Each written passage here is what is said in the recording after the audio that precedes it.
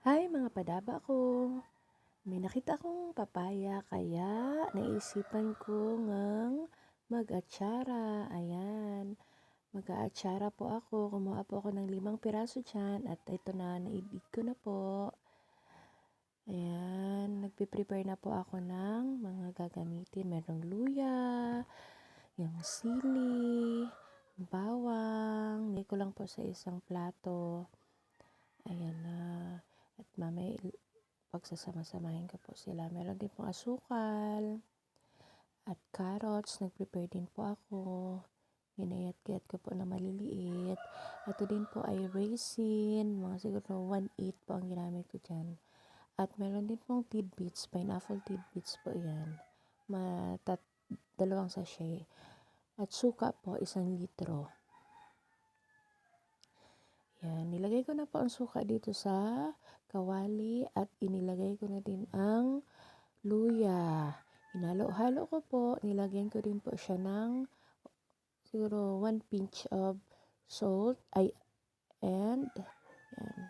Nilagay ko po yung sugar. Yan. Para matamis po siya. Mas masarap po kasi matamis, naghahalong tamis at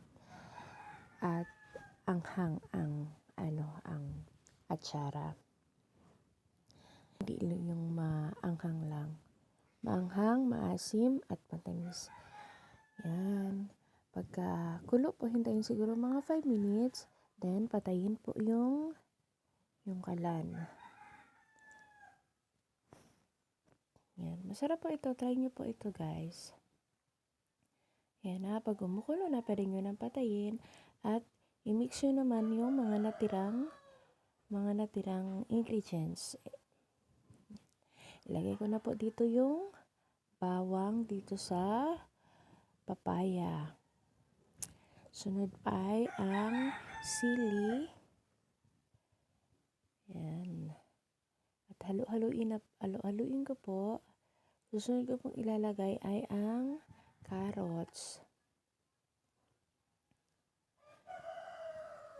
Carrots. At pagkatapos ay halu-haluin ko po ulit.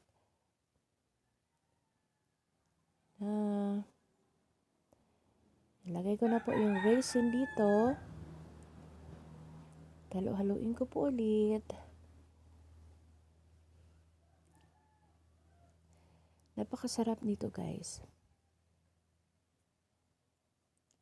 Yan, lagay ko na din po yung pineapple tidbits. Yan, tingnan nyo. Habang hinintay kong lumamig, yan, pag malamig na, ay ilalagay ko na yung suka. Dapat make sure na malamig na po itong suka bago nyo po ilagay dito sa mixture ng papaya. Yan, halo-haloin para magsama-sama po yung lasa. Yan, magugustuhan po ninyo ito, guys. Marami po ditong nag-order po sa akin. Gumawa ako kaya yan.